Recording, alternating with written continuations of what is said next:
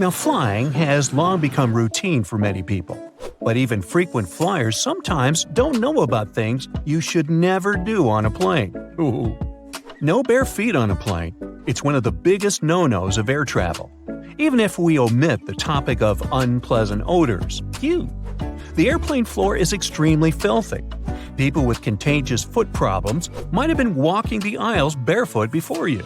There's likely to be a lot of dirt left after previous passengers. And don't even get me started on the floor in the lavatories. Ew. If your feet need some freedom, take off your shoes, but at least wear your socks, or bring along a pair of light slippers. Keep in mind that the pressurized air in the passenger cabin is just as dry as it is in the Sahara Desert, with only about 20% humidity. That's why your skin may feel discomfort after a flight. But wouldn't it make more sense to install several humidifiers that could add some moisture? But this extra load would cost airlines lots of money. Plus, the plane's airframe is mostly made of aluminum and other metals, and humid air could lead to corrosion. So, don't forget to bring a moisturizer and use it during the flight. Always secure your tray table as soon as the plane starts moving on the tarmac, and never lower it during the takeoff and landing. It's a security measure, which ensures that you and the other passengers will have a clear pathway in case of an emergency evacuation. Also, keep your seat in an upright position during takeoff and landing. First of all, a reclined seat can seriously slow down an emergency evacuation, since it will block a person sitting behind. What's more, the more backward you're leaning, the harder it is to get into the brace position during an emergency landing. Now try to avoid snoozing during or right after takeoff and landing. For one thing, it's not the best thing for your health. The main problem is that the air pressure inside the cabin changes very quickly during these phases of the flight. This, in turn, affects the air pressure in your ears. It's important to be alert during this time to relax and open up your ears, for example by yawning or swallowing frequency. Chewing gum works for me. If you're sleeping, you can't do this, which can lead to permanent damage. And of course, there's a safety issue. Most accidents happen during takeoff and landing. If you're sleeping during these stages, you might not be alert and conscious enough if an emergency happens. Now, this next recommendation comes from the EPA, the Environmental Protection Agency. According to them, you might want to skip on hot drinks on a plane. The water used to make tea or coffee doesn't come from bottles, it's regular tap water. And water tanks on airplanes are often old and full of bacteria. In 2004, there was a study which found that more than 12% of water samples contained harmful bacteria. But if you still decide to have a cup of hot beverage on a plane, never pour coffee or tea on your own. Flight attendants are trained to handle this task in crowded aisles of a moving airplane and won't accidentally burn you or other passengers. Now, it's probably better if you don't order Coke on a plane. The cabin pressure so low up in the air causes a lot of foam. For apparent reasons, flight attendants don't want to serve you a cup filled with froth. That's why they'll fill only half the cup, then wait for the bubbles to settle, and then finish pouring. That can take ages. Keep your air vent open. This way you'll minimize the spread of germs. Planes have high-quality air filters. They'll catch up to 99% of all airborne germs, so you should be safe there. But make sure to wipe that tray table. With 8 times more bacteria than the toilet flush button, it's the dirtiest place on board. Another thing you should avoid is leaning your head on the window if you have a window seat. You never know who occupied your seat before you, and, in any case, the glass is likely to be covered with germs. Say no to backless sandals and high heels on a flight. I do. There are very serious safety reasons for such a request. The first is that both these types of footwear make it very difficult to evacuate the aircraft fast. If you wear high heels, you will anyway have to leave them behind in case the crew is using emergency slides during an evacuation. The heels are very likely to damage the slide, so off they go. Now ask yourself, do you really fancy running away from the airplane barefoot? I'll answer that for you. Nope. Instead, wear sturdy shoes with a solid sole. In this case, you won't find yourself standing on the hot tarmac or in the weeds without any footwear at all. Don't stuff heavy objects into overhead compartments. Your things may not stay inside during severe turbulence. and while falling out, they will injure you and other passengers. Ow! That's why if it feels difficult to lift something into the overhead compartment, better put it under the seat in front of you or elsewhere. Now, don't blame the pilots for the hard landing. When you experience it in bad weather, it might be intentional. If the runway is covered with water or snow, the plane has to touch down hard in order to break the water layer and prevent aquaplaning. Otherwise, the water can perform the role of a lubricant, and the plane won't be able to brake or respond to any control. Deploying an emergency slide when there's no emergency is a very bad idea. It can cause hour-long delays and cost airlines thousands of dollars to pack the undamaged slide back into its container. Why would someone do it? Apparently, some think it'll help them get off the plane faster. Well, they're an idiot. Don't be one yourself. Just keep in mind that it doesn't work this way. Don't ignore the instructions of the cabin crew to open window shades during takeoff and landing. This way, flight attendants can see what's happening outside, assess the situation, and act fast, organizing the evacuation. For example, if there's a fire outside one exit, they will redirect passengers toward another door. Avoid carrying spray deodorants or shaving cream in your carry-on baggage. Both these things tend to explode mid-flight and therefore aren't allowed on board the airplane. A much better idea is to choose stick deodorants. You also mustn't keep power banks in your checked luggage, and if you want to bring one on board, its capacity shouldn't be more than 20,000 milliamps. Besides, you shouldn't use them during the flight since they might catch fire. In general, lithium batteries are safe to use, but since they're high energy, they can catch fire if they're not treated with care, misused, or if there's a manufacturing fault. Such batteries have been the cause of quite a few fires on board airplanes, as well as during ground handling. Do not worry about airport scanners, they won't harm your health. Otherwise, airport employees wouldn't be able to stay near them without special clothing. Even when you're passing by a baggage scanner, the risk is minimal. And the last one, don't act like a jerk on board. Behave yourself. I know you will. Also, never try to land a plane on your own. Nah, don't laugh, I'm not kidding. In movies, they often show us that something happens to the pilots and they can't land the plane. And that's when the main character, a very skillful person, starts their game. Unfortunately, it's close to impossible to do it in real life. Even if a person is a genius, is fond of computer simulators that match the real model of an aircraft 100%, and is ready to follow all the instructions from the ground, they're likely to fail due to one simple aspect: stress. It is true that there have been cases throughout history when amateurs landed smallish private planes after the incapacitation of a pilot. However, there has never been a case of a non-professional pilot landing a commercial passenger airplane. It's only in the movies. Airports are some of the most visited and, at the same time, mysterious places out there. So, let's see what's going on behind the scenes and what secrets airports hide. At some airports, there are special people called profilers. Such people bring to life a special program called SPOT, Screening Passengers by Observation Technique. They analyze your mimics, gestures, and behavior in order to detect suspicious people. Their job is to notice nonverbal signs of anxiety, people licking their lips, itching, or looking around a lot. If a profiler notices a person acting in an unusual way, they can invite them for an inspection. There, they talk to this person, trying to find out more about them and confirm, or not, their suspicions. Airport agents might also be watching you all the way from the security check to your gate. Some airports have facial recognition scanners that can easily track you. They're equipped with special software that compares passengers' faces with their IDs. Keep in mind that if you don't charge your laptop before the flight, it may be confiscated. It's not uncommon for an airport security officer to ask you to power your device up. If you fail to do it, your gadget can be taken away for an additional check. For safety reasons, it's crucial to make sure that it hasn't been tampered with or modified in a way that can cause harm during the flight. Packing an electric brush in your check-in luggage may land you in trouble. Brushes produced by some brands have lithium batteries inside, and those can potentially lead to serious problems in the air. That's why leaving your electric brush in your checked suitcase isn't an option.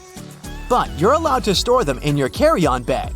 At the same time, if your device runs on AA batteries, you can put it wherever you want.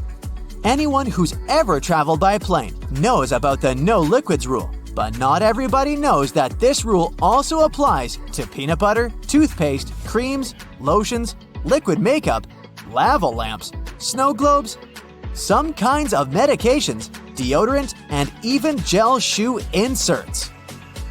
Now, let's go outside for a while and look at those landing spots.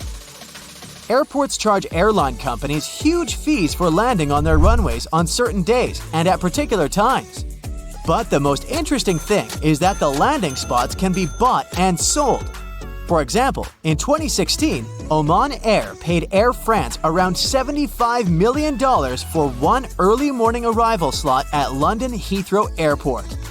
You must have noticed that airfare has increased over the past decade. That's because of the extremely high prices of landing slots.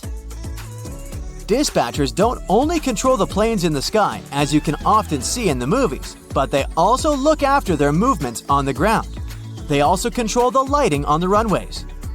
There's 3 types of air traffic controllers: en route, terminal, and tower. Each of these dispatchers has their own area of responsibility. One dispatcher has about 5 monitors, and the information on them is constantly changing since the monitors show weather conditions and information about other planes. You know how it sometimes goes. You come to a security checkpoint, and all of a sudden, it turns out you have something prohibited in your carry-on. But worry not, you still have a chance to save your favorite penknife. At some airports, there are on-site postal services, and you might have an opportunity to mail your belongings to any address you provide. But the mailing fees are pretty high, plus certain items are prohibited, and the postal service won't deliver them. Airports can be selling your lost luggage right now. Of course, I don't say that there's no chance for you to get back your suitcases that's traveled to a different destination, but just as likely, you might not see it again. In this case, an airport has the right to sell your misplaced belongings at an auction. Most airports have an annual lost luggage sale. After paying an entry fee, you can bid on electronics, clothes, bags, and other stuff. While flying, you might have a celebrity on board, but you won't know it. Large airports have separate check-in and security procedures for celebrities. They often board the plane directly through a hidden door located beside the jet bridge. Some airlines also use cool cars to transfer VIP passengers from the terminal building to the plane. At the same time, most people come to the airport well ahead of time. And the most popular activity while waiting for a flight is wandering through the duty-free zone. And even though people rarely plan to buy anything there, different products end up in their shopping baskets. That's because lots of airports are designed in a special way that makes people feel relaxed and at ease. I'm talking about all those huge windows, a lot of light, massage chairs, and comfortable seating areas. And statistically, calm passengers are 10% more likely to spend money on retail, duty-free, and food. Designers put a lot of thought into airport layouts. It helps to ensure the smooth flow of travelers.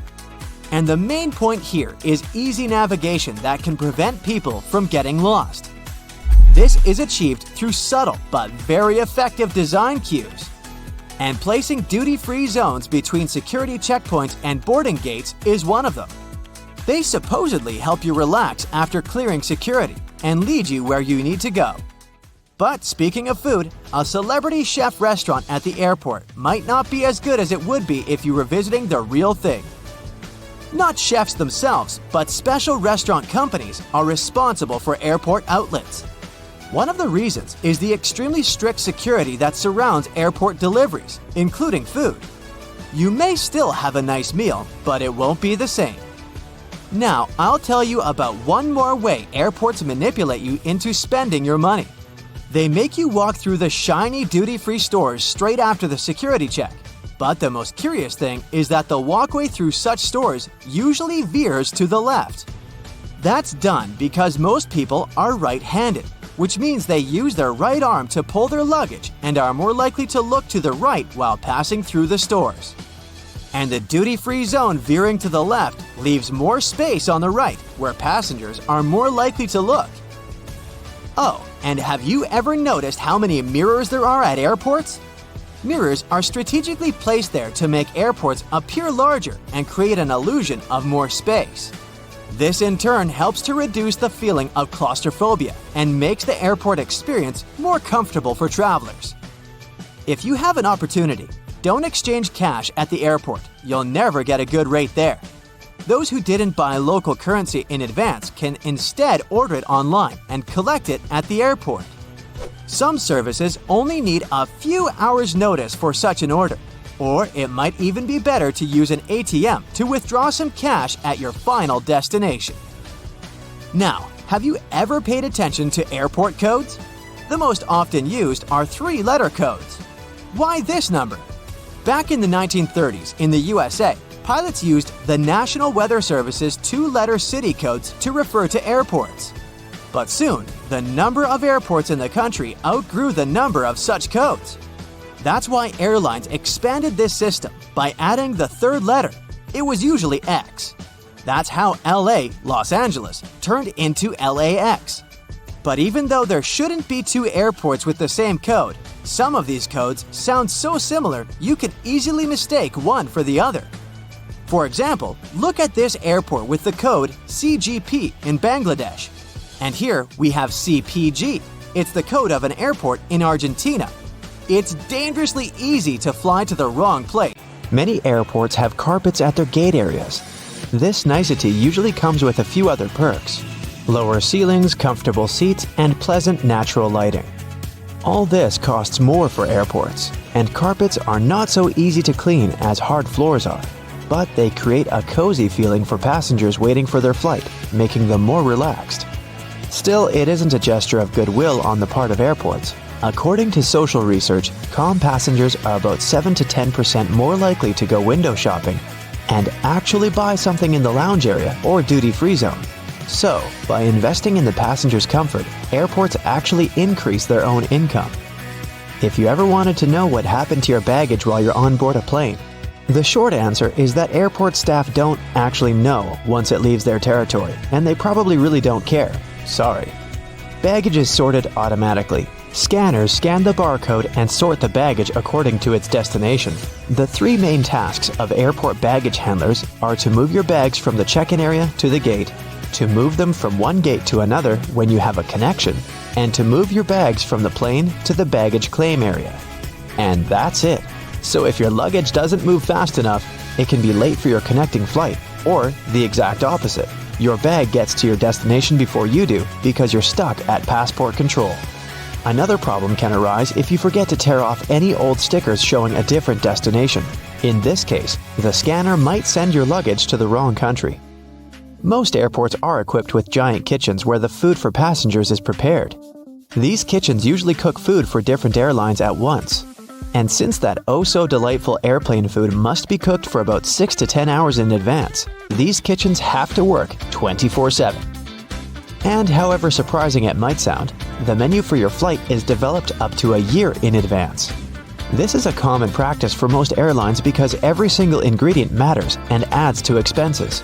In fact, one airline managed to save $40,000 after they removed just one olive from every salad they served on their flights. Airport staff sometimes ask passengers to rub their hands on a piece of cloth before putting it into a special machine. It might seem kind of scary, but it's actually harmless. You're simply being checked by a machine called an atomizer.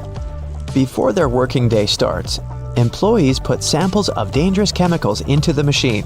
The machine memorizes these smells, and in case a person's hand smells like those chemicals, it alerts airport staff to this danger.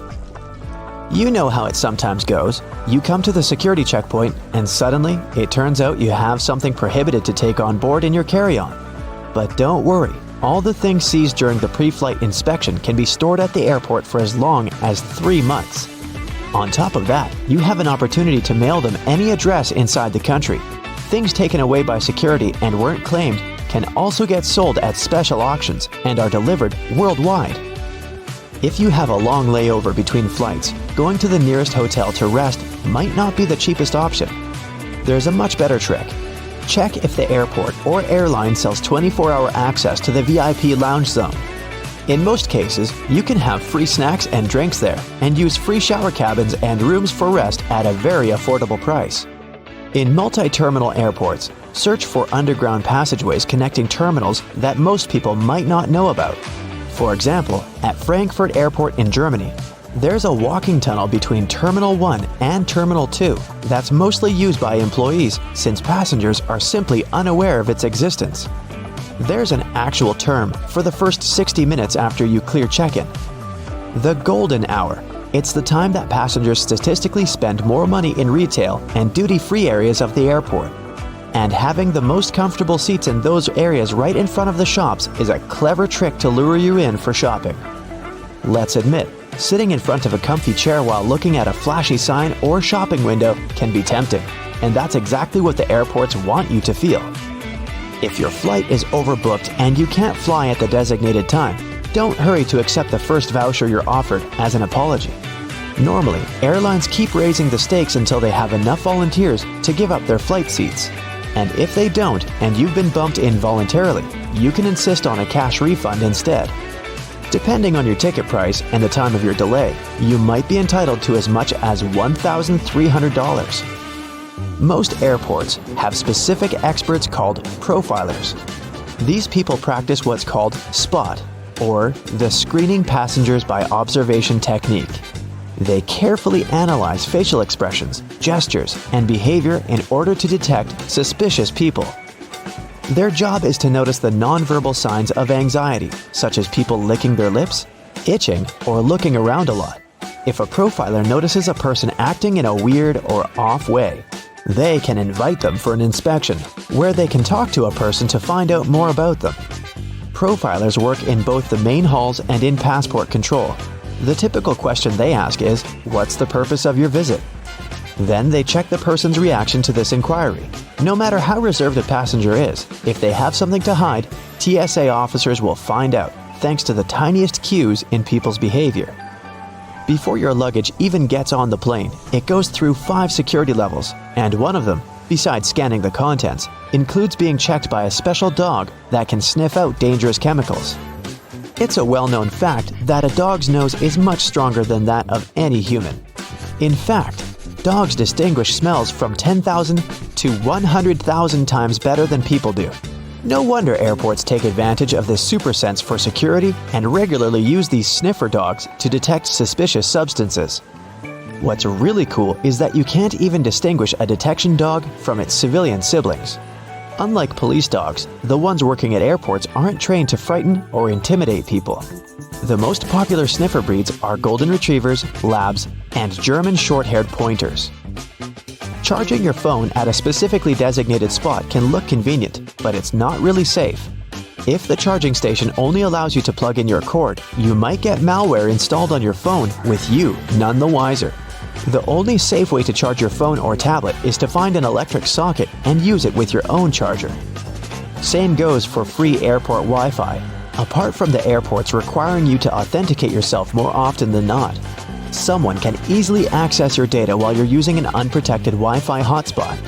It's safer to use your mobile data, but if you absolutely have to use the airport's Wi-Fi, best clear or encrypt all your important data on your device.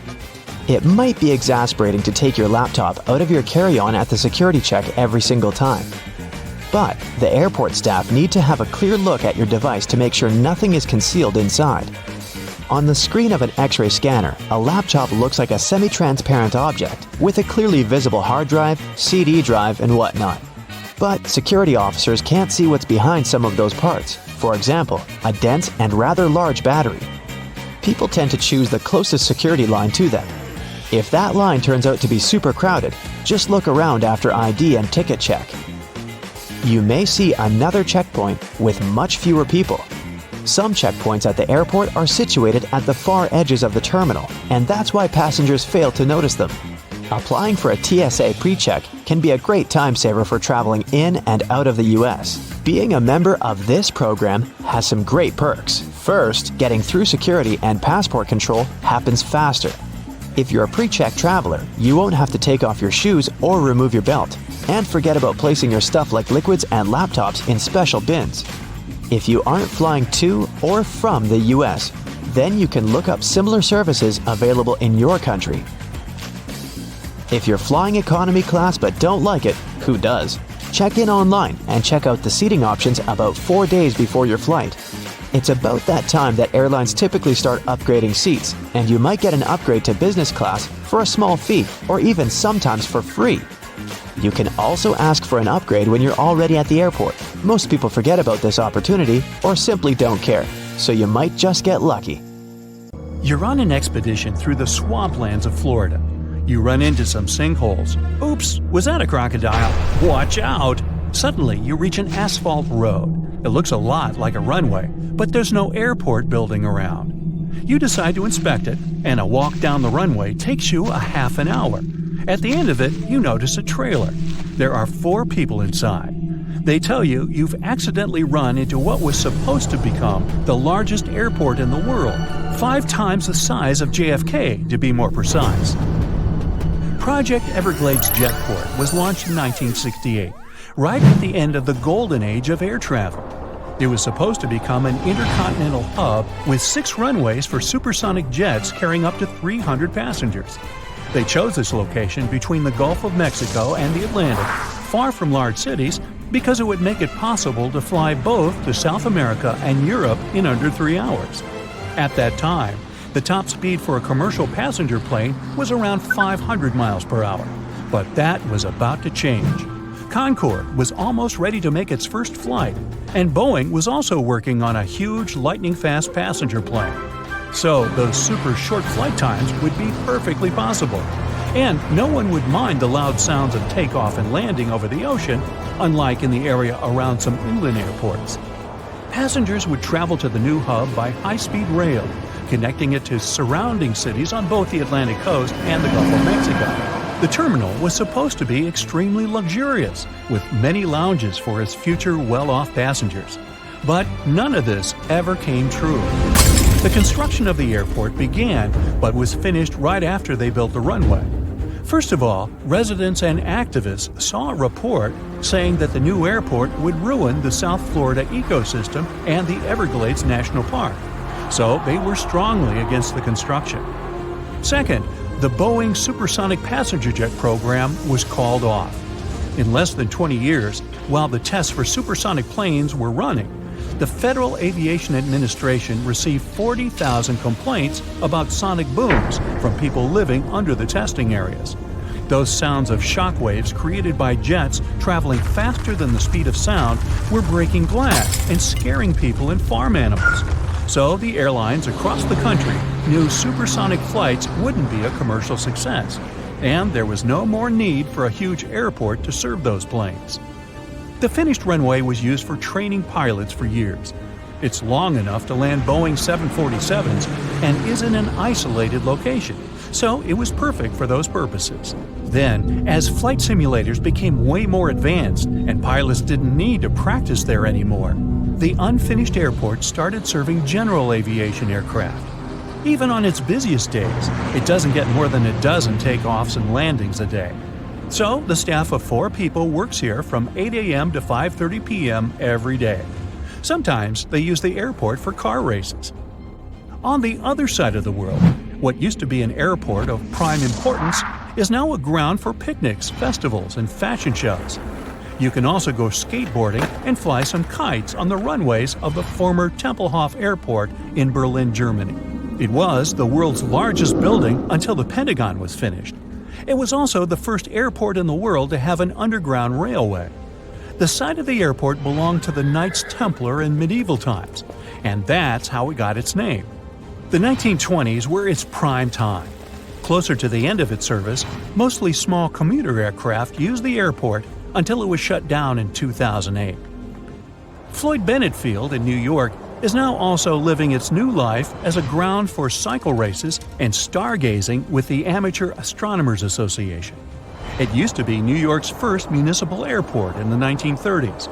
American aviation pioneer Amelia Earhart used to land here. Then Newark Airport in New Jersey was growing in importance more and more, and Floyd Bennett Field was closed for good. One of the most beautiful stations of the New York subway, with vaulted ceilings, arches, and emerald green tiling, is sitting underground, abandoned. The very first subway line had the City Hall station as its southern terminal stop. Over 15,000 people were excited to take a ride when the subway was officially opened at the very beginning of the 20th century. The ride back then cost 1 nickel. The very first ride departed from that crown of the jewel, City Hall station. Over the years, the subway trains became longer, and they could no longer stop and let passengers board safely because of the curved platforms. And that's how the station started losing its passengers. People got used to the subway to the point that they didn't care about its beauty, but mostly functionality. Plus, the City Hall station has always been off the express track, so passengers prefer to use the nearby Brooklyn Bridge station instead, which lets them travel much faster and also get off closer to the famous bridge. So the only way to visit the City Hall station today is to take part in a tour organized by the New York Transit Museum. No trains at all depart from the great abandoned train yard in Bolivia for at least 80 years. You'll find over 100 train cars not far from Uni. It used to be an important transportation hub for the region for a long time because of its good location between major cities in Chile, Bolivia, and Argentina. The hub played an important role in transporting minerals to the Pacific ports. By the middle of the 20th century, the mines had been exhausted of resources and shut down. The trains were left to rust in the salt flats. The beautiful steel trains turned into ruins in no time because of the salt winds that corroded the metal. Now the yard is a popular tourist destination. If you ever find yourself in Turkey, you might run into a Disney-style village standing empty and not finished. It cost the company in charge of the project around $200 million to build over 500 castles, around 200 fewer than they originally planned. The village of Burj al-Babas, surrounded by a magical forest, was supposed to have leisure centers, Turkish baths, some luxurious shops, and other entertainment for its inhabitants from all around the world. The people were happy to invest money in the future royal-like life, but then an economic crash hit the country. The buyers were worried about the future of the project and pulled out most of the funds. The construction company went bankrupt, and the fairy tale village stands abandoned ever since. In the middle of the 20th century, a man in the Turkish region of Cappadocia was renovating his house and then noticed that his chickens had started to disappear for good. He decided to solve the mystery, so he did some digging and found a dark passage going underground. It turned out to be one of 600 entrances other homeowners found leading to a whole abandoned underground city. It was large enough to fit around 20,000 people and had a complicated system of 18 levels. Archaeologists found that it wasn't just a bunch of tunnels in the dark, but had all the signs of civilization. There were schools, kitchens, dry food storage, cattle stables, and many dwellings down there. There was even a complex ventilation system and a protected well to provide air to breathe and fresh water for everyone. The city was first mentioned in writing in 370 BCE. It was most likely built as a shelter from natural disasters and enemies. Cappadocia was the perfect place to build a place like this because there's no water in the soil and the rocks are easily moldable. What's up? Feeling anxious while landing? Hey, there's no need to worry, even if you land in such a particular place as Bhutan. Thing is, the terrain here is so extreme, it makes it super complicated to land. What's interesting about flying there is that there are really few pilots out there who are certified to land in Bhutan. Yeah, zigzagging toward the ground sounds like a real quest. Bhutan Paro International Airport is often named one of the world's most dangerous airports. In the whole world, there are only 2 airlines that fly to this airport. About 10 years ago, there were only 8 pilots who were permitted to fly there, but today the number is a bit bigger. But even so, there's something even tougher than Bhutan Paro International Airport. Seems like the Tenzing Hillary Airport in Lukla, Nepal has every possible danger. Short runway, super powerful winds, mountainous terrain, this place has it all. The runway here is only 1,729 feet long. Just for comparison, A regular runway in most airports is about 10,000 feet long or even more. Now, many airports have carpets in their gate areas. This nicety usually comes with a few other perks: low ceilings, comfortable seats, and a pleasant natural lighting. Needless to say that all those decorations cost airports a pretty penny, and carpets are not as easy to clean as hard floors are. But the key thing here is that they create a cozy feeling for passengers waiting for their flight, making them feel more relaxed. Well, sorry to break it to you, but it's not only meant to make you feel good. According to social research, calm passengers are about 7 to 10% more likely to go window shopping and actually buy something in the lounge area or duty-free zone. So, by investing in the passenger's comfort, airports are likely to increase their own income. Hey, as for spending money in the airport, there's an actual term for the first 60 minutes after you clear check-in: the golden hour. It's the time when passengers statistically spend more money in retail and duty-free areas of the airport. And having the most comfortable seats in those areas right in front of the shops is a clever trick to lure you in for shopping. Let's admit it, sitting in a comfy chair while looking at a flashing sign or shopping window can be tempting, and that's exactly what the airports want you to feel. You know how it sometimes goes? You get to the security checkpoint, and suddenly, it turns out you have something prohibited to take on board in your carry-on. Bye-bye, water bottle. Actually, you have an opportunity to mail them to any address inside the country. As for the unclaimed baggage, it's usually stored for about 60 days. Things taken away by security and not claimed can also get sold at special auctions and are delivered worldwide. Most airports have specific experts called profilers. These people practice what's called SPOT, or the screening passengers by observation technique. They carefully analyze facial expressions, gestures, and behavior to detect suspicious people. Their job is to notice the nonverbal signs of anxiety, such as people licking their lips, itching, or looking around a lot. If a profiler notices a person acting in a weird or off way, they can invite them for an inspection, where they will talk to the person to try to find out more about them. Profilers work in both the main terminals and passport control. The typical question they ask is, "What's the purpose of your visit?" They then check the person's reaction to this inquiry. No matter how reserved a passenger is, if they have something to hide, TSA officers will find out, thanks to the tiniest clues in people's behavior. So, you arrive at the airport already anticipating a couple of weeks away from work and all your daily troubles, park your car in the lot, and then find out that it's going to cost you a small fortune to leave your car there. Why so much? Well, airport parking lots are a business just like any other. The land on which they're built, the construction of the lot itself, the maintenance of the whole thing once it's already in operation, all that costs a handsome amount of money. And somebody has to pay for it, of course. In addition, parking right next to an airport is simply convenient, which adds to the final cost. If you're not ready to dip into your pocket for a piece of extra comfort, better take a cab or have a friend drop you off. Contrails, those white trails airplanes often leave behind them at high altitudes, are easily mistaken for engine exhaust, but most are nothing more than water vapor. During a flight, moisture in the air collects in the engines before being vented with the exhaust. The hot, wet air leaving the engines mixes with the cool, dry air found at high altitudes, resulting in long, thin lines of vapor. Humidity determines when contrails form and how long they remain visible. If it's already humid up there, then there's more water and the contrail is more prominent. And if it's cold, the droplets may turn into ice, staying behind for a much longer time. It might seem odd that the flight crew cares whether your window shades are up or down. The main reason is so the passenger's eyes can adjust to the outside light.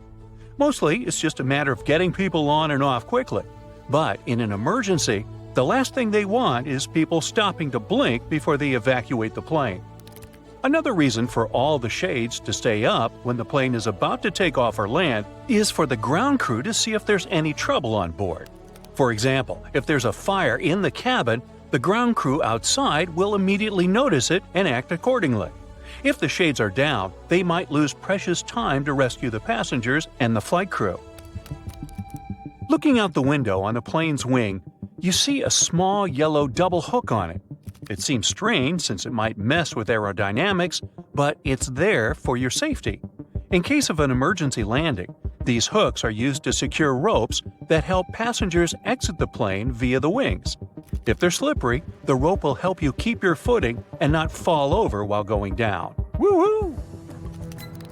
There are several extremely fast streams of air high up in the atmosphere of our planet.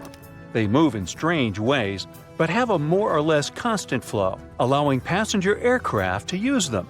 When an airplane comes close to a jet stream, it may adjust to the direction of its current and fly a lot faster, propelled by the flow. Many airlines use this to their advantage to cut fuel costs and make air travel even faster. Clouds, especially thunderheads, can indicate that an area of turbulence is ahead. But sometimes, clear air turbulence occurs when a plane can drop a few feet and start shaking without any warning. It happens when two bodies of air collide at very high speeds and it's absolutely invisible, so the pilots can't tell when it would happen. The chances of getting into an area of clear air turbulence are higher at low altitudes over mountain ranges and near jet streams. Normally, after it's hit by lightning, an airplane is sent for inspection, but it can still safely complete its current flight. The fuselage conducts electricity well enough, and, like a lightning rod, the zap will most probably strike one of the tips of the airplane, either one of the wings or the nose. Then it seeks the ground, but doesn't find it, so it exits from the tail. It's easier for electricity to roll through the surface of the plane than to go inside, so people on board are safe from its effects. Still, lightning is powerful, and there can be some damage done to the plane on the outside. Anyway, if you're still nervous about flying, remember what pilots say. Any landing you can walk away from is a good landing. That didn't help, did it? A lot of airports are built near water, and there's a whole bunch of reasons for this. First off, most airports are located in big cities, and big cities are usually built near some form of water anyway. Back in the day, before trucks and proper roads were built, goods were transported by ship. Having a river or ocean nearby was vital to deliver essential supplies to the cities, like food and building supplies. It also allowed for trading to boost the local economies. Because most people travel into big cities for business and holidays, rather than rural areas, it made sense to build the airports there. The high demand for travel meant that the airports were needed and also made them profitable. But that's not the only reason they're built near water. Big cities are usually super crowded, and airports require a lot of land. Imagine trying to find a space big enough in the middle of New York City to put an airport. It would be basically impossible.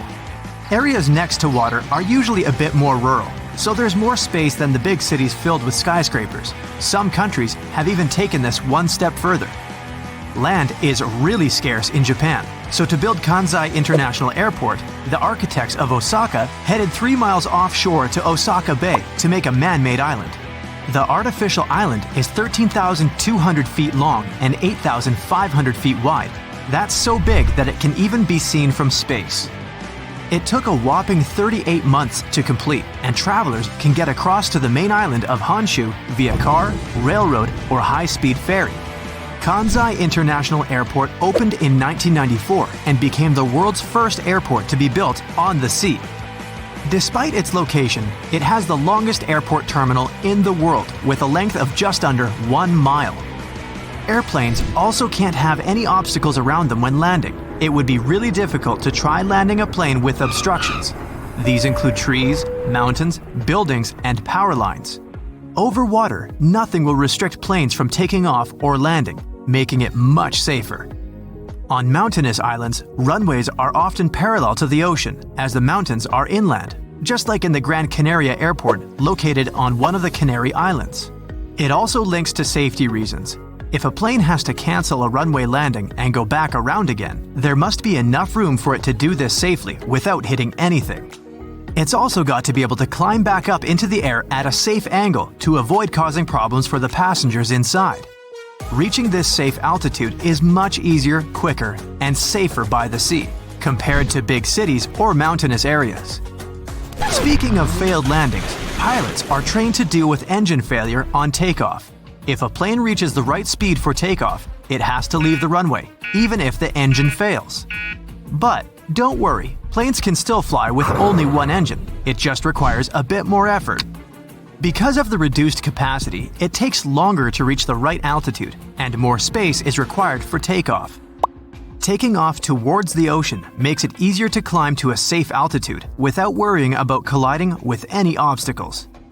Another reason for airports being built at water level is that the higher up we go, the thinner the air becomes. It causes the thrust of the engines to decrease, as well as the lift produced by the wings. Setting off from higher areas means it's more difficult for the planes to take off. In terms of money, this would mean building longer runways, which would cost more, and no one wants that. This also means the planes require less fuel as they don't burn as much energy on takeoff, and there's less noise made as the planes don't have to work as hard. But despite this making the planes less noisy, airports are going to have pretty high noise levels. Imagine hearing planes zooming over your house while you're trying to get sleep at night. This is a key reason why airports are usually built on the coast, far away from any residential areas, as fish aren't generally known to file noise complaints. In some countries, airports actually have to provide upgrades for nearby houses that will be affected by the noise. Germany is one of these countries, and they do everything from improving roofs to adding wall insulation to cover all that noise. Building by the coast means that they don't have to pay up for all these expensive upgrades, which saves the airport lots of cash. Coastal areas also have weather advantages for flying. Sea breezes are steady winds that blow from the water to the land. Planes mostly land and take off with the wind, making it the perfect place to build an airport as there'll be no delays caused by unexpected strong winds. But while the sea breezes that come in spring and summer are great, areas near water can be prone to fog during fall and winter, so this part has its pros and cons. But not every airport is on the coast, as it does also pose a number of issues too. One of the biggest is birds. Our feathered friends love the coast because of all the yummy fish, but they can cause big problems for pilots. But airports manage to get around this using scare tactics. Birds don't really enjoy noise, and planes aren't the quietest of things. Airports also make loud bangs and even train hawks to take down birds that are in the way. The most obvious risk of building close to the sea, though, is flooding. Airports cost crazy amounts of money to build, and planes aren't cheap either. Back in 2018, Kansai Airport was flooded by Typhoon Jebi. They had to cancel all operations for 2 days, and the water was so high that it damaged the engines of the planes. While coastal airports put measures in place to protect against flooding, it's pretty difficult to save everything from a typhoon. With rising sea levels and an increase in extreme weather, these floodings are also looking more and more likely to happen. A quarter of the world's 100 busiest airports are less than 32 feet above sea level, and 12 of those, including New York, San Francisco, and Shanghai, are less than 16 feet. Yikes! All that water poses another problem. If planes overshoot the runway, they have nowhere to go. Overshooting is basically when the pilot underestimates the length of the runway and doesn't reach takeoff speed in time. There are usually extra bits of concrete or grass that the plane can run onto when the airports are on land. There'd be a bit of damage to the plane in this case, but nothing major. But with coastal airports, the plane might go straight into the water. Luckily, there's new tech that aims to prevent this from happening. These new kits let the pilots enter in all the flight calculations, including the weather conditions that could affect takeoff. This system then calculates how much runway the plane will need to stop. Many airports also have added soft concrete to the end of runways to avoid a watery disaster. When the plane glides onto this soft concrete, they get stuck and it stops them traveling too far. There are also financial issues with building airports next to the water. Land rent next to the coast or lakes is usually higher than the mainland due to the demand. Like 40% of the US population lives on the coast, despite coastal areas only making up around 10% of America's total landmass. Airports require flat land to be built on, but this isn't always easy to find, and coastal land can pose particular problems due to sand conditions on marshland. But this doesn't mean it's not possible. one of the world's most famous airports, New York's JFK, was built on marshland. The land was a lot cheaper than usual, and marshland can't really be used for a lot. Of course, it can cost a lot of money to make the ground suitable to carry heavy loads, but this was all sorted. Finding such a big area close to one of the world's most famous cities was a very rare find, even if it was marshland. Now imagine the scene. You arrive at the airport in Hawaii a bit earlier and decide to chill in the waiting area.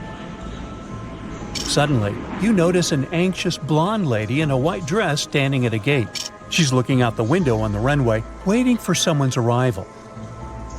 You reach into your bag for some chocolate to comfort her. But it's too late.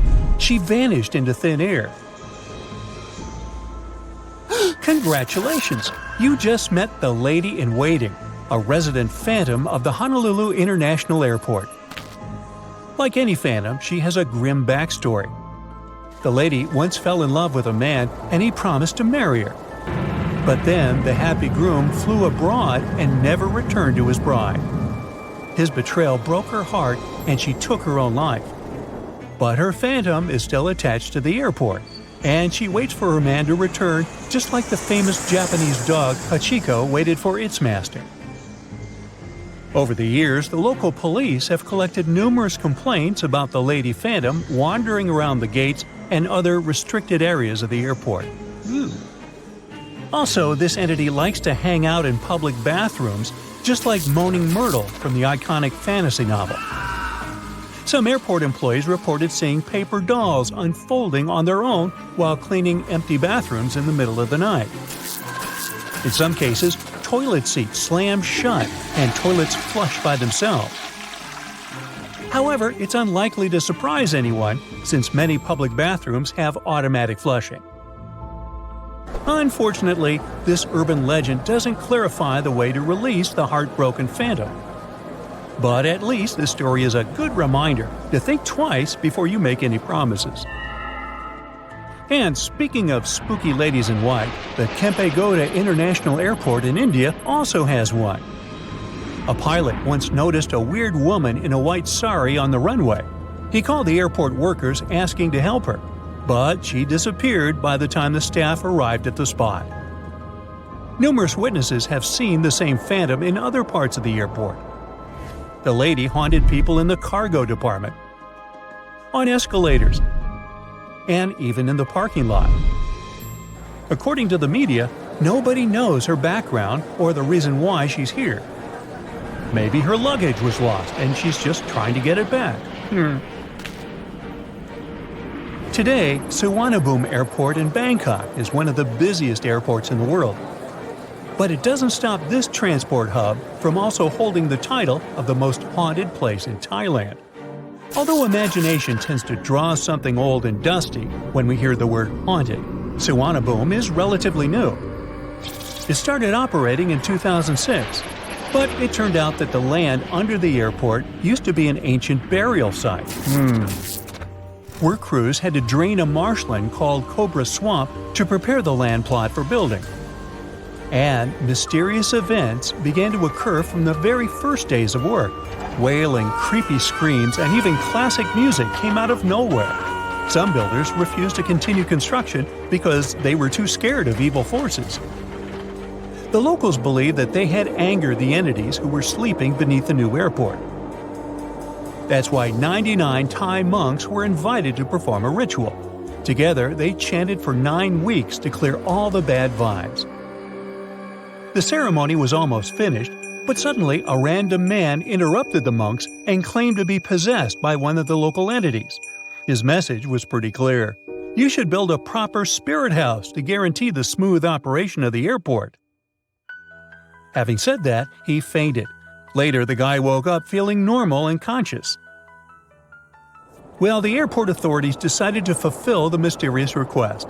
Spirit houses are part of Thai traditional beliefs. Landowners build nice tiny shrines to establish friendships with invisible entities who might inhabit their plots of land.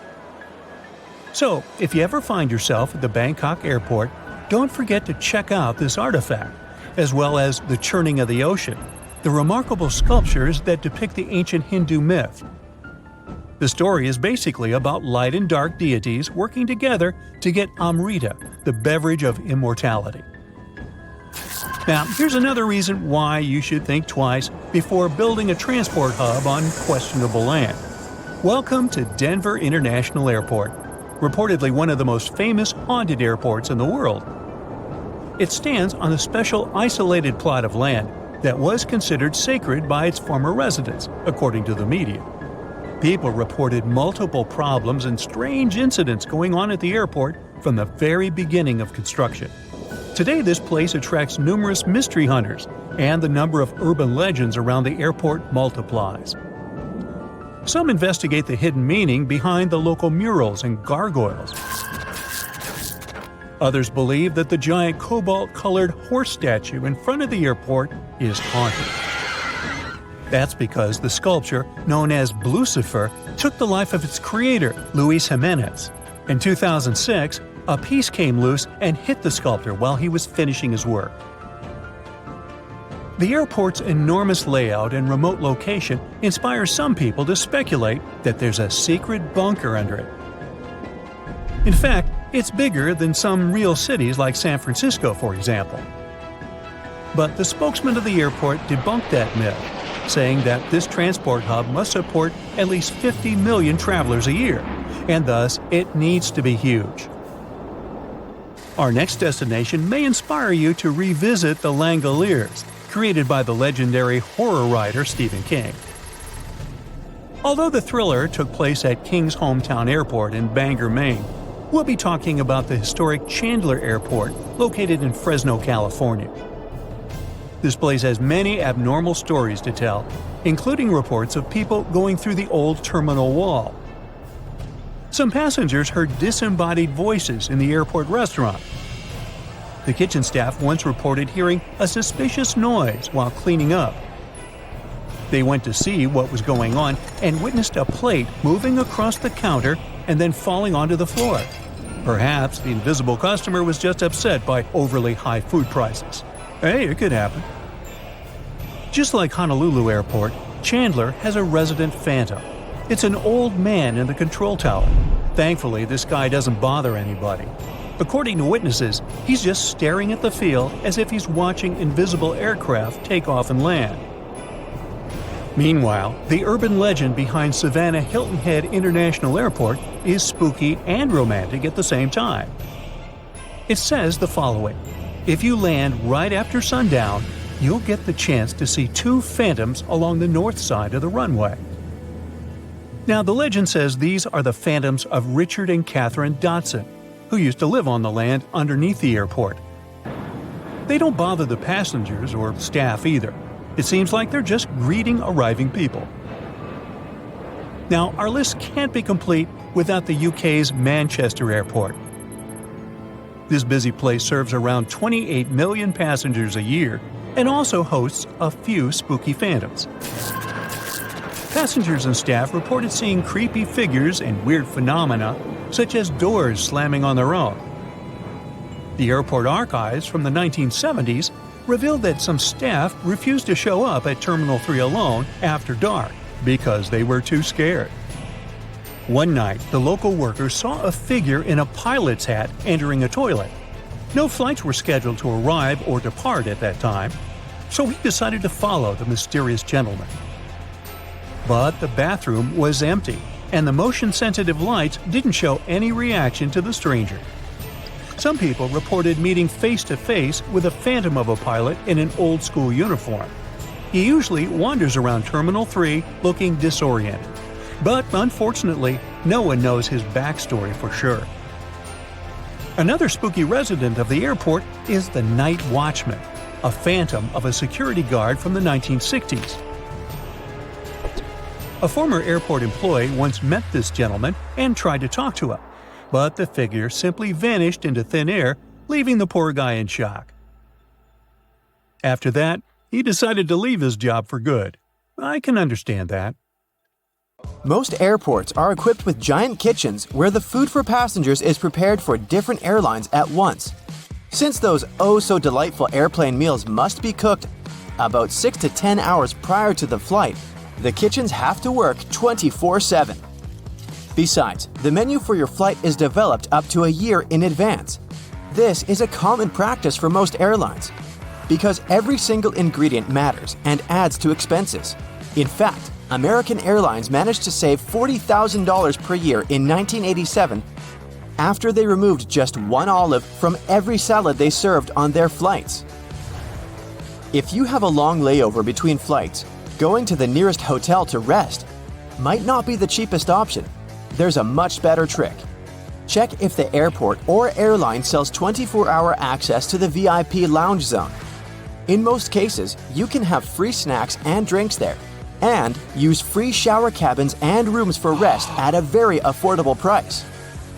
There's an actual term for the first 60 minutes after you check in, the golden hour. It's the time that passengers statistically spend more money in retail and duty-free areas of the airport. And having the most comfortable seats in those areas right in front of the shops is a clever trick to lure you in for shopping. Sitting in a comfy chair while looking at a flashy sign or shopping window can be tempting. If you ever wanted to know what happens to your baggage while you're on board a plane, the short answer is that airport staff don't know once it leaves their territory. And they probably don't really care. Sorry. Baggage is sorted automatically. Scanners scan the barcode and sort the baggage according to its destination. The three main tasks of airport baggage handlers are to move your bags from the check-in area to the gate, to move them from one gate to another when you have a connection, and to move your bags from the plane to the baggage claim area. And that's it. So, if your baggage doesn't move fast enough, it can be late for your connecting flight. Or the exact opposite. Your bag gets to your destination before you do because you're stuck at passport control. Another problem can arise if you forget to tear off any old stickers showing a different destination. In this case, the scanner might send your baggage to the wrong country. You arrive at the airport, already anticipating a couple weeks away from work and all your daily troubles. Park your car in the lot and then find out that it's going to cost you a small fortune to leave your car there. Why so much? In fact, airport parking lots are a business just like any other. The land on which they're built, the construction of the lot itself, the maintenance of the whole thing once it's already in operation, all that costs a handsome amount of money. And somebody's got to pay for it, of course. In addition, parking right next to an airport is simply convenient, which adds to the final cost. If you're not ready to dip into your pocket for a piece of extra comfort, better take a cab. Contrails, those white trails airplanes often leave behind them at high altitudes, are easily mistaken for engine exhaust. But most are nothing more than water vapor. During a flight, moisture in the air collects in the engines before being vented with the exhaust. The hot, wet air leaving the engines mixes with the cool, dry air found at high altitudes, resulting in long, thin lines of vapor. Humidity determines when contrails form and how long they remain visible. If it's already humid up there, then there's more water and the contrail is more prominent. And if it's cold, the droplets might turn into ice, staying behind for a much longer time. If someone were able to open the door mid-flight, they would be immediately pulled out of the plane by a sudden change in air pressure. It could also do serious harm to the aircraft. Fortunately, that's almost impossible. The doors on an airliner open inward while the cabin pressure pushes them out from the inside. The difference between internal and external pressure makes it impossible for the door to open. It might seem odd that the flight crew cares whether your window shades are up or down. The main reason is so that the passenger's eyes can adjust to the outside light. Mostly, it's just a matter of getting people on and off quickly. But in an emergency, the last thing they want is people stopping to blink before they evacuate the plane. Another reason for all the shades to stay up when the airplane is about to take off or land is for the ground crew to see if there's any trouble on board. For example, if there's a fire in the cabin, the ground crew will immediately notice it and act accordingly. If the shades are down, they might lose precious time they would need to rescue the passengers and the airplane crew. Ever notice the numbers on the end of the runway? They're actually used to show the pilot which direction the plane is facing. For example, the number 36 is short for a heading of 360 degrees, or due north. Along with numbers, the letters R and L indicate if the nearest runway is to the right or left. Every commercial airplane you've been on has only one wing. That's right, the left and right wings are actually two parts of a single wing. The first airplanes were called biplanes because they had two wings, one on the top and the other going through the bottom of the fuselage. They were connected with struts and wires, which made a kind of box that basically allowed the aircraft not to fall apart in the air. It was necessary at lower speeds that early planes could only muster. But as the engines increased in power, the second wing became redundant. The single wing still serves as a support for the whole structure though. Looking out the window on the plane's wing, you can see a small yellow double hook on it. It seems strange since it might mess with aerodynamics, but it's there for your safety. In case of an emergency landing, these hooks are used to secure ropes that help passengers exit the plane via the wings. If they're slippery, the rope will help you keep your footing and not fall over while going down. There are several extremely fast streams of air high up in the atmosphere of our planet. Their paths are meandering, but they have a more or less constant flow, allowing passenger aircraft to use them. When an airplane comes close to a jet stream, it may adjust to the direction of its current and fly a lot faster, propelled by the flow. Many airlines use this to their advantage to cut the fuel costs and make air traveling even faster. Clouds, especially thunderheads, can indicate that an area of turbulence is ahead. But sometimes, clear air turbulence occurs when a plane can drop a few feet and start shaking without any warning. It happens when two bodies of air clash at very high speeds. And it's absolutely invisible, so the pilots can't tell when it would happen.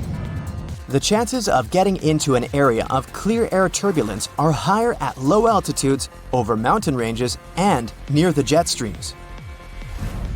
Normally, after it's hit by lightning, an airplane is sent for inspection right after landing, but it can still safely complete its current flight. The fuselage conducts electricity well enough, and like with a lightning rod, the zap will most probably strike one of the tips of the airplane, either one of the wings or the nose. Then it seeks the ground, but doesn't find it, exiting from the tail in the end. It's easier for electricity to roll through the surface of the plane than go inside, so people on board are safe from its effects. Still, lightning is powerful, and there can be some damage done to the airplane on the outside. You've probably seen Hollywood movies where somehow a small hole opens up in the side of a plane and then immediately it's utter chaos. Food trays and bags flying, seat belts barely holding passengers in place. Luckily, in reality, small damage to the fuselage won't cause such dramatic consequences. But would you believe me if I told you there was a pilot that managed to land a plane with half the roof torn completely off? Buckle up. At 1:25 p.m. on April 28, 1988, a 19-year-old Boeing 737 that belonged to Aloha Airlines left Hilo International Airport and headed for Honolulu. The plane was named after Queen Liliuokalani, who was the last sovereign monarch of the Kingdom of Hawaii. On that day, the aircraft already had 3 short flights from Honolulu to Hilo, Maui, and Kauai. Apologies to the people of Hawaii for any mispronounced names. Anyway, all the trips were regular and uneventful. The weather was calm, and it seemed like nothing could go wrong. The captain was experienced pilot Robert Schornsteimer, 44 years old, who had 6,700 flight hours in the Boeing 737. The first officer was Madeline Tompkins, 36 years old, who had flown more than 3,500 hours in the very same Boeing model.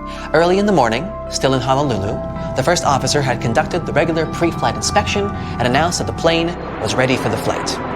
At 11 a.m., the plane left Honolulu and headed for Maui and then to Hilo. When the plane arrived at the destination, the pilots didn't leave the cockpit or inspect the aircraft from the outside. After all, it wasn't a requirement, so they didn't have to. Following schedule, the plane started the last leg on the routine round trip at 1:25 p.m. There were 95 people on board the aircraft, 89 passengers, 2 pilots, 3 flight attendants, and an FAA traffic controller who stayed in the observer seat in the cockpit. After a normal takeoff and ascent, the plane got to the usual cruising altitude of 24,000 feet, and then, at about 1:48 p.m., 26 miles away from Kahului, the unexpected happened. Those who were in the cockpit heard a loud whooshing sound and then a crack, followed by the deafening sound of wind seconds later. Apparently, a small part of the roof on the left side tore loose, which led to the explosive decompression of the plane. But the worst thing was that the decompression caused a ripple effect, which led to a huge section of the airplane's roof to tear off completely. The length of the missing part was 18.5 feet long. It was all part of the aircraft's skin that covered the plane from the cockpit back to the forewing area. At first, the pilots didn't realize what had happened. The first officer, who was in control of the aircraft at that moment, felt her head jerk backward, and she noticed debris and gray pieces of insulation flying chaotically around the cockpit. When the captain turned his head, he saw that the cockpit door had disappeared, and instead of the first-class ceiling, he was staring at a clear blue sky. The plane started to roll from side to side, and it was becoming increasingly harder to control. Everybody who was in the cockpit immediately put on their oxygen masks, and the captain took over the aircraft. He prodded the speed brakes into action and began an emergency descent towards the nearest airport, which was on Maui Island. Luckily, all the passengers were in their seats at the moment when the accident happened, and since the seatbelt sight was still on, everyone had their seatbelts fastened. However, all 3 flight attendants were standing along the aircraft aisle. The one who was the closest to the front of the plane was swept out through the hole in the roof. The other 2 were thrown to the floor by a forceful jerk.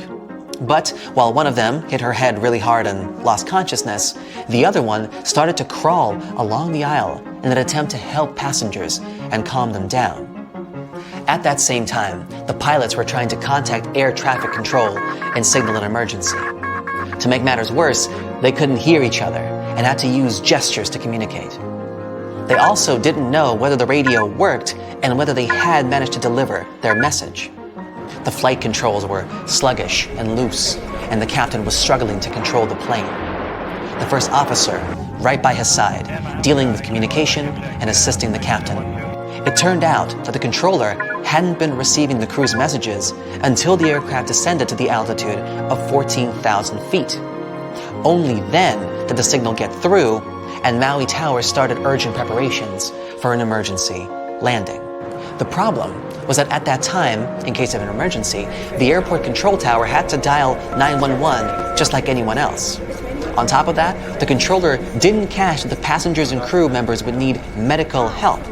After all, the crew only announced that they had experienced a rapid decompression, so the controller wasn't aware of the entire gravity of the situation. In the meantime, the plane had already dropped to a height of 10,000 feet above sea level. The captain removed his oxygen mask and withdrew the speed brakes. The plane was steadily descending toward runway 2 of Kahului Airport.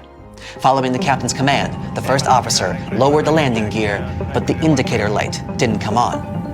That could mean that either they had a bad light, or they had serious problems with the nose gear. But that wasn't the only problem. As the plane was approaching the runway, the left engine failed, and the aircraft started rocking and shaking. The captain made an attempt to restart the engine, but didn't succeed. And yet, still, with the help of the reverse thrust of the second, still working engine, at 1:58 p.m., just 10 minutes after the emergency and 35 minutes after the takeoff, Aloha Airlines Flight 243 did manage to touch down on the runway of Kahului Airport and come to a complete stop. Landing a plane with such a huge loss of integrity was an unprecedented feat. As soon as the plane stopped, the evacuation began. Everyone on the plane, except for the one flight attendant who had been pulled out of the plane, was alive, although 65 people were injured. Most people had been hurt by flying debris and torn pieces of fuselage. Unfortunately, since nobody on the ground had known how serious the situation was, no ambulances were waiting for the injured. The first one arrived 7 minutes after the plane landed, and there were only 2 ambulances on the entire island, which obviously couldn't fit all the people. That's why the passengers had to be transported to the hospital in several 15-passenger tour vans that belonged to the company Akamai Tours. Luckily, 2 Akamai drivers used to be paramedics, so they started to tend to the injured right on the runway. Meanwhile, airport mechanics, as well as office staff, drove the vans to the hospital, which was 3 miles away. Luckily, there were only 8 serious injuries, from which all of these passengers later recovered. As for the plane, it was damaged beyond repair and later dismantled right at the airport. The missing part of the roof disappeared and was never seen again. But what could cause such a terrible accident? The problem wasn't the age of the aircraft. 19 years isn't that old for a commercial plane, and it hadn't accumulated too many flight hours before the accident happened. But the 35,500 flight hours the plane had traveled included 89,680 takeoffs and landings, which are also called flight cycles. The reason for such a huge number was that the plane performed mostly short domestic flights between the islands. And this number exceeded the number of flight cycles the plane was designed for twice over. Besides, the plane traveled in a salty and humid environment, which also added to the wear and tear. Interestingly, during one interview that followed the accident, passenger Gail Yamamoto remembered that she had spotted a crack in the fuselage when she was boarding. Unfortunately, she was the only one who had seen the damage, and the woman hadn't thought that the crack was important enough to inform the crew. It's important to stress that these kinds of accidents are extremely rare these days. According to Harvard University, given all the steps and measures major airlines and airports take to ensure safety, the odds of you being in an airplane accident is roughly 1 in 1.2 million. That's a 0.0000083% chance. I don't know about you, but I like those odds. And even if something were to happen, like, for example, half the roof falling off, it's a great comfort to know that your trained pilots can still land the plane relatively safely. Want to catch a glimpse of what flying might look like in the future? Then you're in the right place. Economy class lie-flat bunk beds, vertical flying vehicles, AI-powered in-flight meal service. Buckle up and let's start our flight. But first, I need to ask you, have you ever heard of the Crystal Cabin Awards? Oh, those are like the Oscars of aviation interior design. And here are some of the most recent winners. Meet Skynest, a lie-flat bed for people traveling in economy class. These nests are supposed to be used on long-haul flights. The design is based on a sleep pod island located in the middle of the plane. And you can book a 4-hour time slot if you want to take a real nap during your flight. The best news is that this design is likely to be introduced next year. While traveling in premium economy on long routes, you'll be able to use smarter seating design. It includes wider seats and twin armrests, which means no more fighting for space with your neighbors. Plus, there will be fully flexible rows with cushions that can be elevated, creating lie-flat beds. Lufthansa Group has promised that premium passengers will be able to book suites with double beds and travel on temperature-controllable heated or cooled seats. As you see, these days, airline companies are working hard on new designs of aircraft cabins, and it might impact the entire future of air travel. At the moment, they focus on travelers' experience within the walls of the plane. As a result, we have some mind-boggling products. Check out Singapore Airlines first-class suites, or Air France's La Première cabin, which is believed to become one of the best first-class cabins in the skies. It's going to feature suites equipped with separate sofas and chairs, and each suite will have 5 windows along the cabin wall. This will make it the longest first-class suite in the world. But then, Airbus went and patented the idea of a more interactive flight experience, especially for those lucky passengers occupying window seats. With the help of special eye-tracking equipment, the aircraft might be able to highlight significant objects you're looking at and provide you with detailed information, appearing on a semi-transparent display on the window. The patent also claims that you could send data to devices connected by Bluetooth or Wi-Fi. This way, takeoffs and landings would get much more exciting, and you'd be able to get information about a new country or city. Qatar Airlines, in turn, came up with the idea of Q suites. It looks like this. On the sides, you have individual suites, while the middle part can be transformed.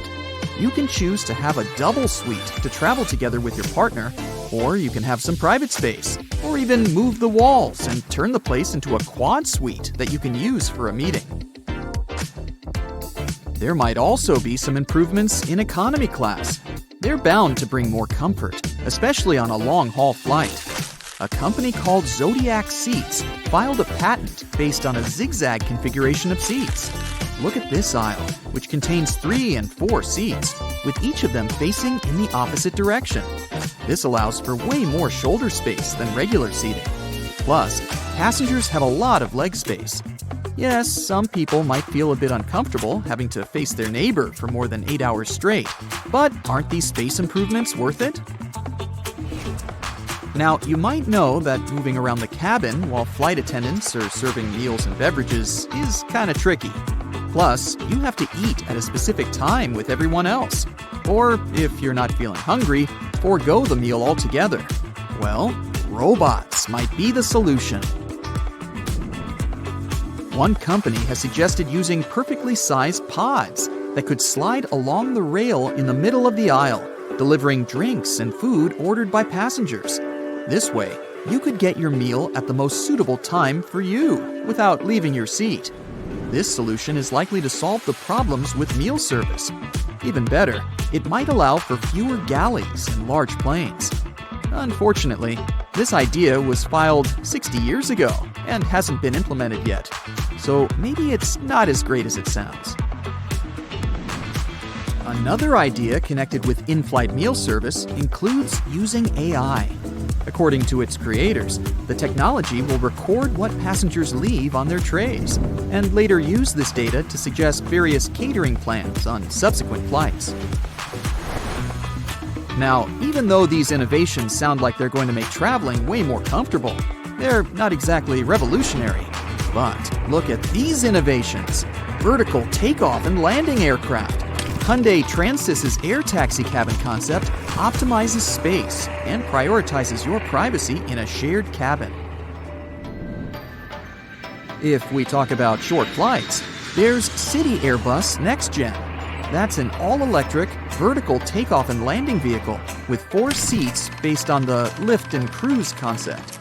It can operate within the range of 50 miles and has a cruise speed of 74 miles per hour. Another amazing prospect is passenger aircraft with AI co-pilots, or even pilots.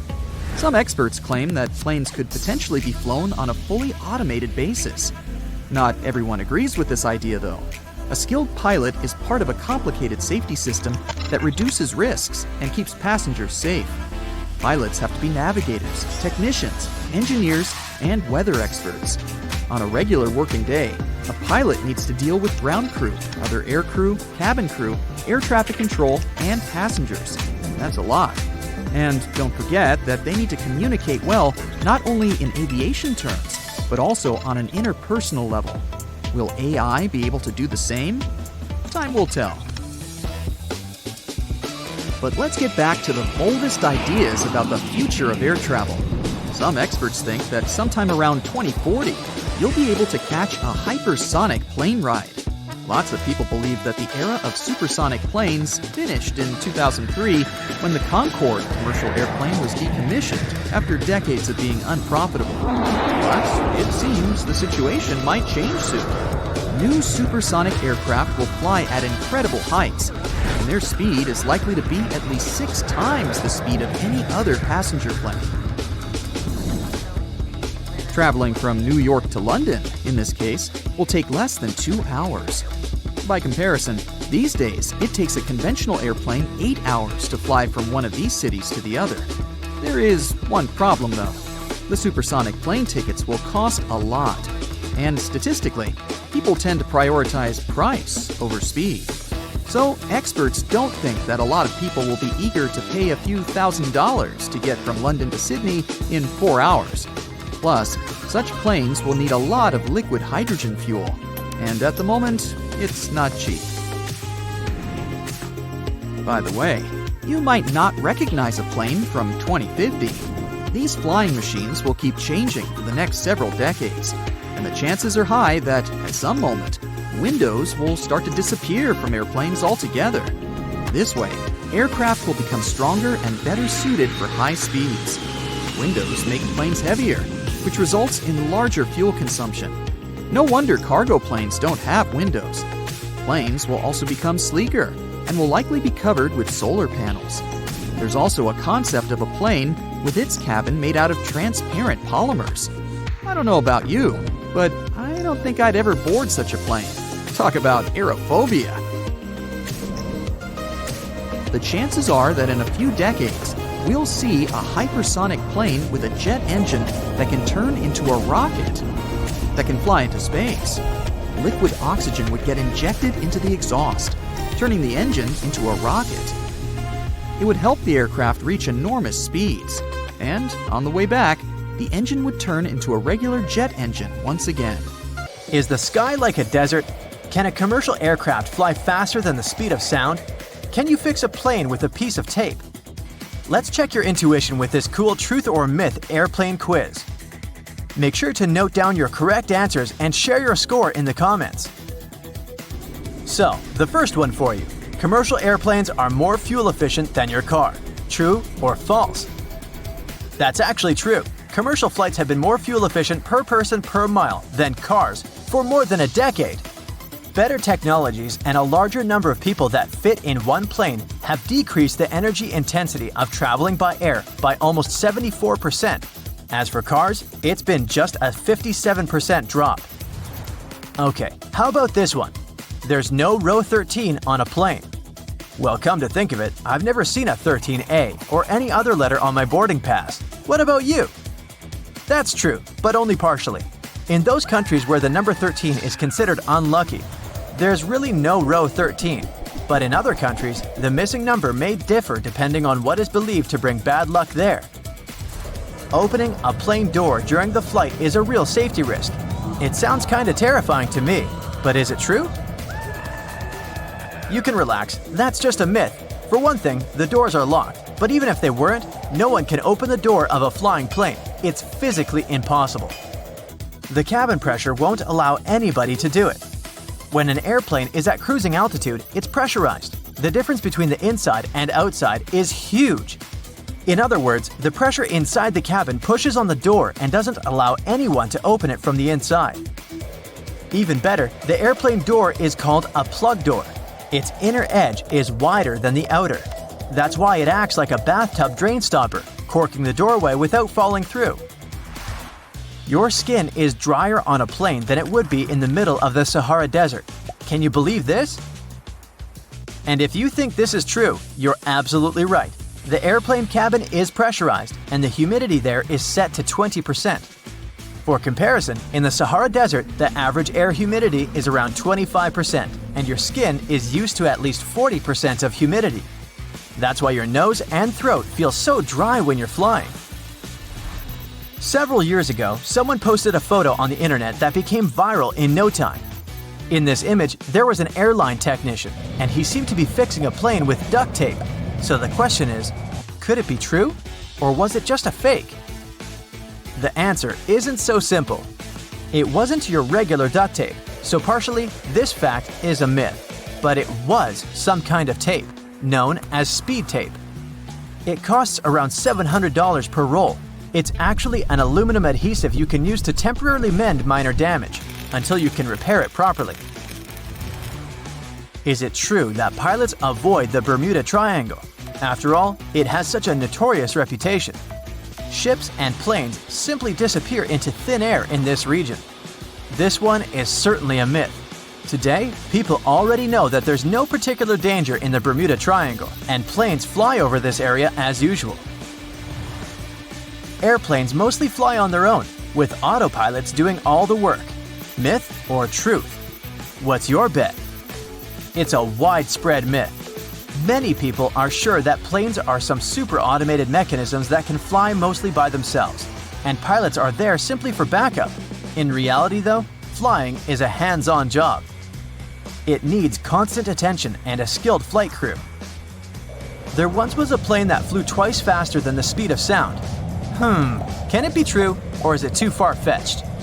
This fact is definitely not a myth. The Concorde could reach a speed of 1,330 miles per hour.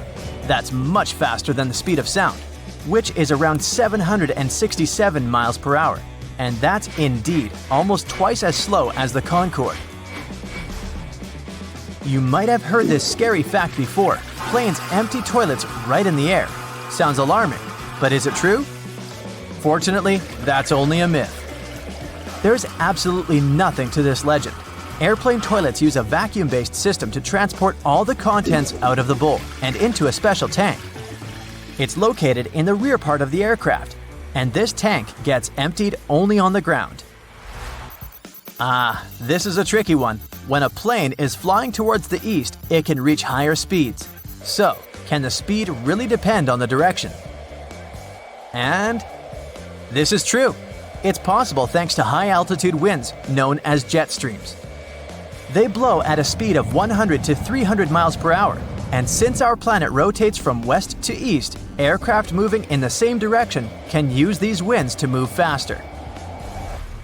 Do you think pilots can control airflow to keep passengers sleepy and relaxed and save on fuel? This one is definitely a myth. If you ask a pilot this question, you might hear "ridiculous" in reply. The truth is that pressurization determines the oxygen level in the cabin. How about this one? The world's tallest air traffic control tower is as high as a skyscraper. Can it be true, or is it just an impressive myth? I know it's hard to believe, but it's actually true. When an airplane lands, it needs the assistance of runway lights and airport beacons. It's part of the responsibilities of the air traffic control tower. It also manages ground traffic. No wonder such construction needs to be extra tall. The new Bangkok International Airport in Thailand has a 430-foot tall tower. Its height is almost the same as the height of a 40-story building. It cost $18 million to build the tower. I've got another tough one for you. The sensitivity of your taste buds dropped by 30% during the flight. Yes or no? This is true. The pressure in the cabin combined with the dryness of the air kinda numbs your taste buds. But the most curious thing here is that this mostly affects salty and sweet flavors. If you're served something spicy or bitter, you can still taste it as usual. Airline caterers try to take the decreased sensitivity of your taste buds into account while preparing airplane meals. They have to modify lots of good old recipes to make your food taste better. As soon as your oxygen mask is on, in case the cabin is depressurized, you can relax and breathe out. You can still use it till the end of the flight. I wish it was true, but is it? Sadly, it's a myth. Passenger oxygen masks usually provide enough air to breathe normally for 10 to 15 minutes. In other words, it's just a temporary solution. But in most cases, this time is enough for the plane to go down to the altitude of 10,000 feet. That's where people can breathe without using oxygen masks. And since planes descend very fast, the need for additional oxygen lasts for a few minutes at most. By the way, the oxygen system gets tested regularly during special maintenance checks. Plus, both passengers' and pilots' oxygen flow doesn't depend on electricity. Masks use individual oxygen generators, so even if there's some electrical problem on board, the oxygen doesn't get cut off. Many people say that the plane is the safest means of travel, but do you believe in it? That's a myth. Flying is the second safest. Studies show that the elevator is safer. Unfortunately, it won't be able to take you to the Bahamas. Okay, this last one was kind of a joke. Statistically, planes are indeed the safest way to get to your destination. So, how many correct answers did you have? Tell me in the comments below. Me, 8. Duh.